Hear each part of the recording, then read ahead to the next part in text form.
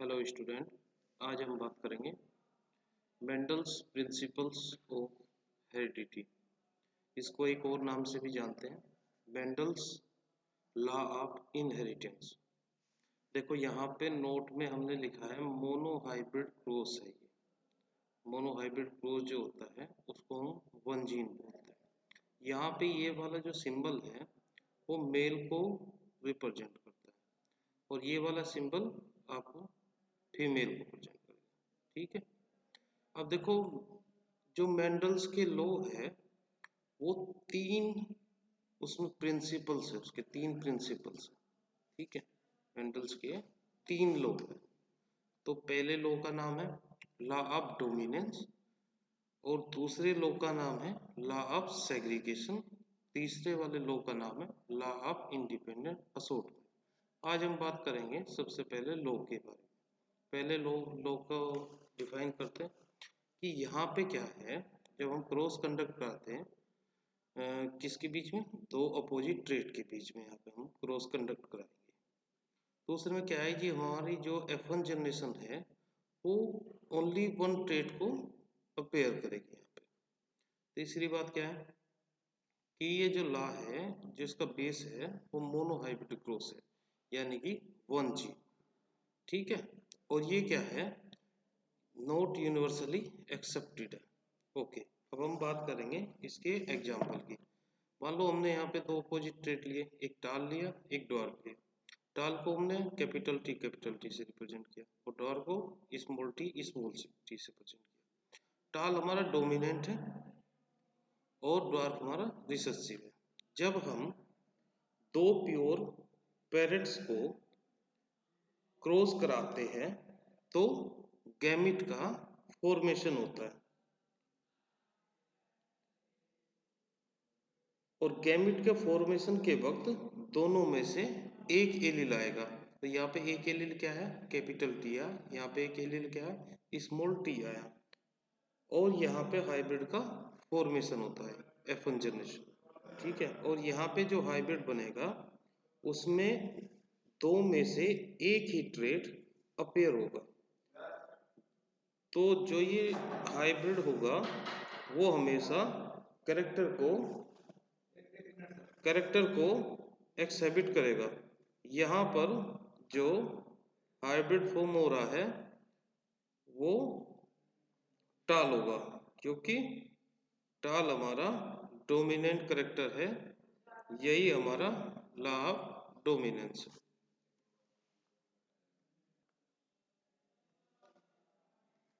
अब बात हम करेंगे लॉ सेकंड लॉ। मेंडल का सेकंड लॉ का नाम है law of segregation. when a pair of construction traits are brought together in a cross, member of allelic pair remain together in first generation F1 and segregation in next generation F2। या हम एक और चीज हम बोल सकते हैं, according to this law, यानी कि इस लॉ के अकॉर्डिंग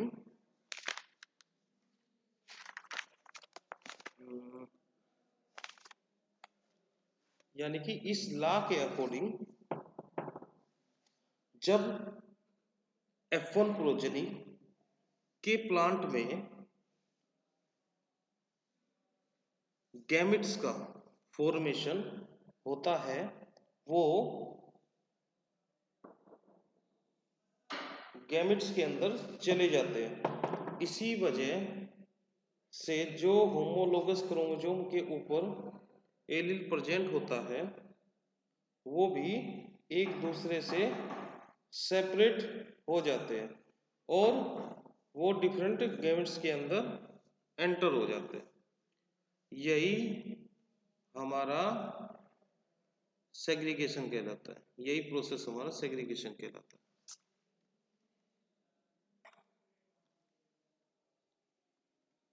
देखो, it is also called law of purity of gametes. Law of segregation को एक और नाम से जानते हैं जिसको क्या बोलते हैं हम, law of purity of gametes बोलते हैं।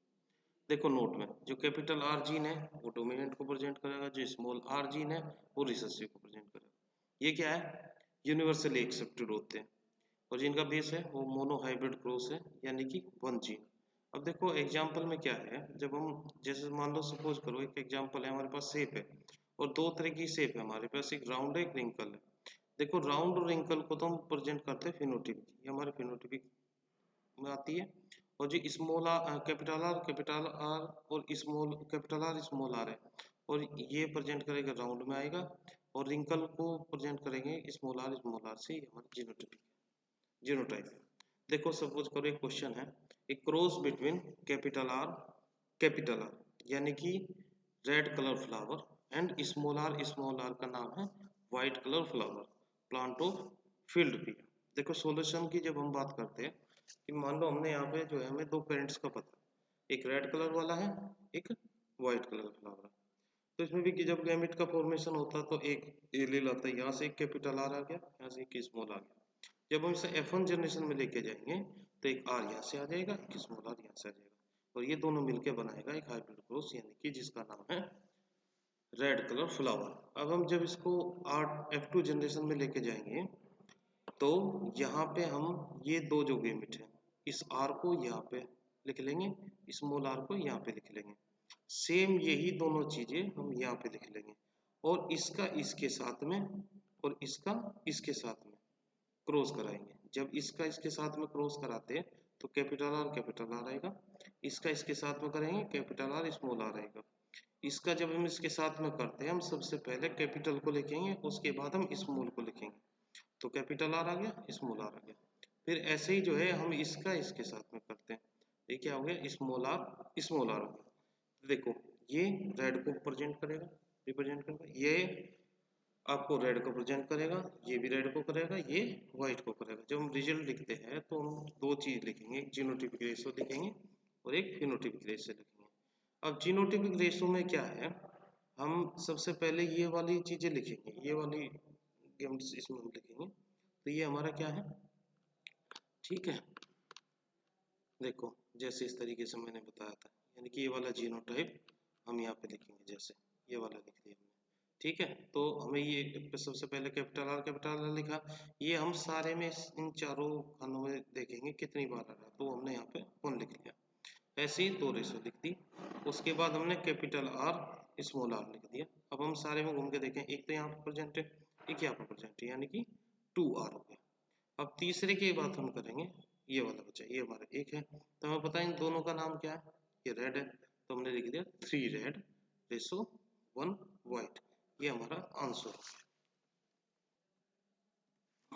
देखो अब हम बात करेंगे मेंडल्स के तीसरे नियम की। देखो मेंडल्स का तीसरे नियम का नाम है लॉ ऑफ इंडिपेंडेंट असोर्टमेंट, यानी कि जो इसका बेस है वो डाई हाइब्रिड क्रॉस है, और डाई हाइब्रिड दो उसमें डिवाइड हुआ, एक डाई एक हाइब्रिड। डाई का मतलब है 2 और हाइब्रिड का मतलब है हेटेरोजेगस। ओके, देखो यहाँ पे he found that there were 4 different categories of field pea field. यहाँ पे जो है इसने 4 डिफरेंट कैटेगरी में इसको डिवाइड किया पिया सीड को। देखो पहले वाले का नाम है येलो एंड राउंड, सेकंड वाले का नाम है येलो एंड रिंकल, थर्ड वाले का नाम है ग्रीन एंड राउंड, फोर्थ वाले का नाम है ग्रीन एंड रिंकल। यानी कि these phenotypic category appear in ratio of approximately, यानी अप्रोक्सीमेटली जो इसकी फिनोटिपिक कैटेगरी है उसको इसने अपेयर किया एक रेशो में, उस रेशो का जो नाम है वो है 9:3 3:3 3:1। ओके, इन सब चीजों को हम पूरा समझने के लिए हम एक एग्जाम्पल की बात करेंगे और उस एग्जाम्पल को समझने की कोशिश करेंगे कैसे। देखो सबसे पहले क्वेश्चन है हमारे पास, एक cross between capital Y capital R, ये यहाँ पे येलो राउंड सील प्रेजेंट करेगा, रिप्रेजेंट करेगा, और स्मॉल वाई स्मॉल आर ये आपको ग्रीन रिंकल सीट पर देखने को मिलेगा, यानी कि प्लांट ऑफ फील्ड पे। ये हमारा क्वेश्चन है। जब हम इसकी सॉल्यूशन की बात करते हैं तो हमने यहाँ पे दोनों पेरेंट लिख लिए, ठीक है, उनके नाम लिख लिए, क्या है दोनों के नाम लिखने के बाद हम गैमेट का फॉर्मेशन किया, तो गैमेट्स हमारे दो निकल के आए, एक कैपिटल वाई एक कैपिटल आर, एक यहाँ पे स्मॉल वाई एक स्मॉल आर, एक आ जाएगा सिंगल एलिल। जब आप F1 जनरेशन में लेके जाएंगे, एक कैपिटल वाई यहाँ पे आ जाएगा, इसके साथ में स्मॉल वाई यहाँ पे आ जाएगा, एक कैपिटल आर यहाँ पे आ जाएगा, स्मॉल आर यहाँ पे आ जाएगा, यानी कि हमने फिर इसका नाम लिख लिया, ये येलो राउंड है। और जब हम इसका जो है गैमिट बनाएंगे तो हमारे 4 गैमिट बन के आएंगे यहाँ पे। कैसे? Capital Y, capital R, capital Y, small R, small Y, capital R, small Y, small R. ठीक है, इनके नाम लिख लिए हमने। ये येलो राउंड है, ये येलो रिंकल है, ये ग्रीन राउंड है, ये ग्रीन रिंकल है। ग्रीन इसलिए है क्योंकि ये स्मॉल वाई में है। जब स्मॉल वाई के साथ स्मॉल आर प्रेजेंट करेगा तो ग्रीन रिंकल करेगा। जब स्मॉल वाई कैपिटल आर के साथ करेगा वो ग्रीन राउंड करेगा। और कैपिटल वाई के साथ अगर हम बात करें स्मॉल आर की तो वो येलो रिंकल रिप्रेजेंट करेगा। ओके, अब हम बात करेंगे, इसको लेके चलेंगे रिजल्ट की तरफ। जब हम रिजल्ट की तरफ लेके चलते हैं तो हमने एक ऐसी टेबल बना ली जैसे जीनोटाइप्स होंगे हमारे, ये फ्रीक्वेंसी होगी, ये फिनोटाइप्स होगी, ये फ्रीक्वेंसी होगी। अब जीनोटाइप आपको पता ही है कौन से, जीनोटाइप आपको पता ही है कौन से। इसमें एक चीज छूट रही है कि ये F1 जनरेशन तक का हम इसको लेके गए, अब हम F2 जनरेशन की बात करेंगे। ठीक है, देखो ये F2 जनरेशन है। देखो हमारे पास 4 थे इस तरीके के, ये वाली हमने सेम यहीं पे लिखी, ये वाली भी हमने सेम यहाँ पे लिख ली, ये वाला भी हमने सेम यहाँ पे लिख लिया, और ये भी हमने यहाँ पे सेम लिख लिया। और इन चारों को हम सेम यहाँ पे लिखते हैं, ये मेल, ये फीमेल रिप्रेजेंट करेगा। इसका इसके साथ में सेम जैसे मैंने ऊपर बताया था, इसका फिर इसके साथ में, इसका फिर इसके साथ में, इसका फिर इसके साथ में। हम यहाँ पे इस तरीके से गैमेट लिख रहे हैं, इसका इसके साथ में, इसका फिर इसके साथ में, इसका फिर इसके साथ में, इसका फिर इसके साथ में।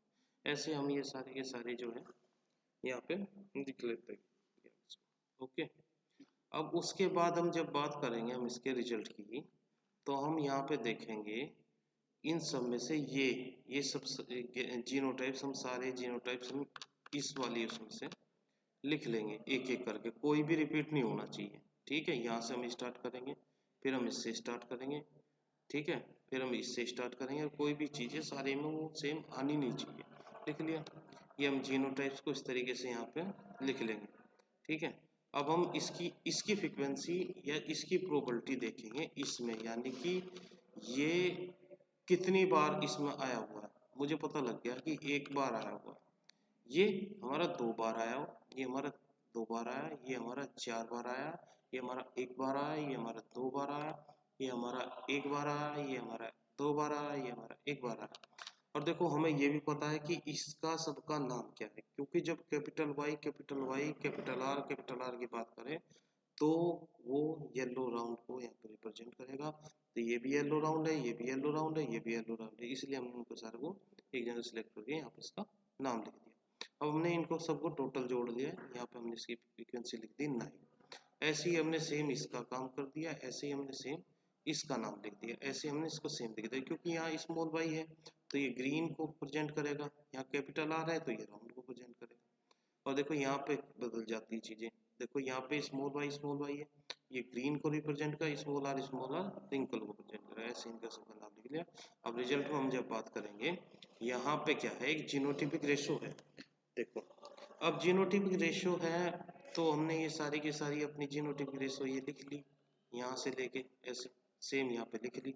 अब हमें पता था कि ये सब जोड़ जोड़ के ये यहाँ से लेके यहाँ तक का हमारे कितने बैठते, 9 बैठते, 9 लिख लिया, फिर हम रेशो लिख दिया, फिर हमने ये 3 लिख दिया, फिर हमने 3 लिख दिया, फिर हमने 1 लिख दिया, तो हमारा फिनोटाइपिक पूरा रिजल्ट आ गया।